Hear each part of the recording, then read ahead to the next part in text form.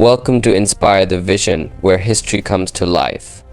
Today we'll explore the epic tale of the Assyrian Empire, one of the most powerful and awe-inspiring civilizations of the ancient world. Known for their military innovation, grand architecture, and ruthless conquests, the Assyrians struck fear across the Near East. But like all great empires, their rise was followed by a dramatic fall. Join us as we journey through the extraordinary history of the Assyrian Empire, from its humble beginnings to its final collapse. Origins, Assur, and the beginnings of the Assyrian Empire. Our story begins in the ancient city of Assur, located on the banks of the Tigris River in modern-day Iraq. Assur, named after the Assyrian god of the same name, began as a modest trading post over 4,000 years ago. Its strategic position along key trade routes connecting Mesopotamia to Anatolia, the Persian Gulf, and the Levant made it an important center of commerce. In the early days, Assur was part of the Akkadian Empire under Sargon the Great. But unlike their neighbors, the Assyrians were driven to expand beyond trade. By the 20th century BCE, Assur emerged as an independent city-state. Early Assyrian kings forged alliances and waged small wars, carefully laying the foundations for future dominance. The Old Assyrian Empire diplomacy and conquest. Between 2000 and 1500 BCE, Assyria entered the Old Assyrian period, marked by gradual expansion through diplomacy and military campaigns. Kings such as Shamshi-Adad established colonies in Anatolia to control key trade routes. These colonies enriched Assyria, making it a thriving commercial power.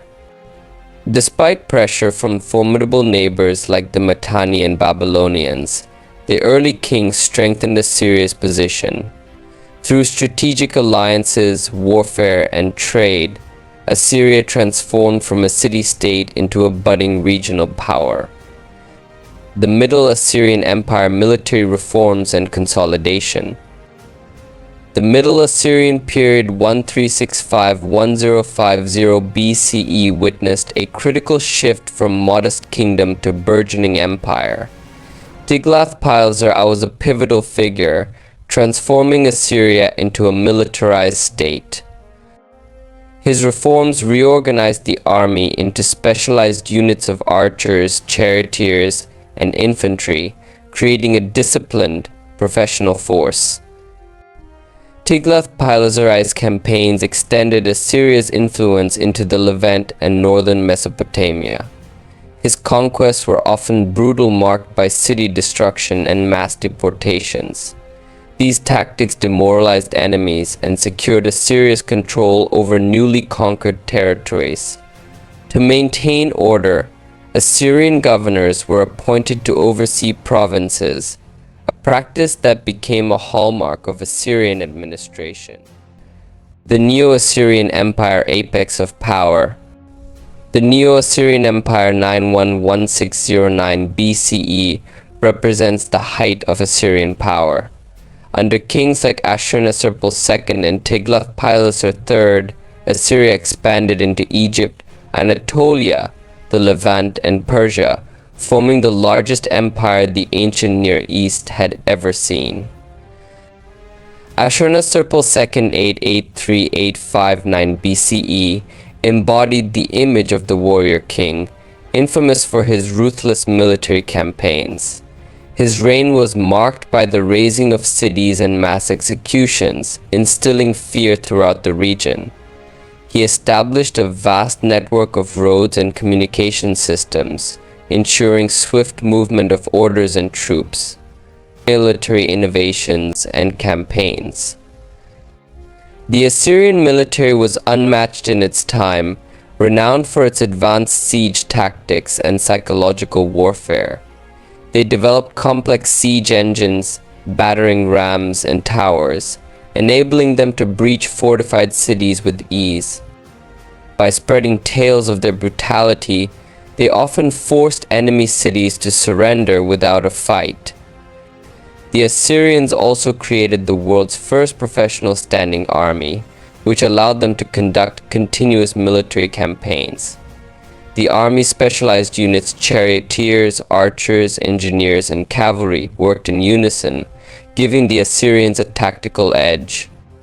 One of the most famous campaigns was led by Sennacherib 705-681 BCE, who besieged Jerusalem in 701 BCE. Though unsuccessful, Sennacherib's campaigns were notorious for their ferocity, resulting in the destruction of countless cities and the massacre of tens of thousands. Assyrian society and culture. Despite its military focus, Assyrian society was rich in culture, technology, and art. The king, considered a divine figure, held absolute power as both ruler and religious leader. Assyrian society was highly stratified, with nobles, military leaders, and priests at the top, followed by artisans, merchants, and farmers. Women played essential roles in Assyrian society. While most were responsible for managing households, noble women could wield significant influence, particularly as priestesses or royal consorts. Queen Shamaramat, for example, ruled as regent and held power in her own right. Assyrian art and architecture reflected the empire's grandeur. Monumental palaces, adorned with intricate bas-reliefs depicting military victories and mythological scenes, showcased the empire's wealth and power. The palace of Ashur-nisir-pal-I at Nimrud stands as a testament to the artistry of the Assyrians. The fall of the Assyrian Empire.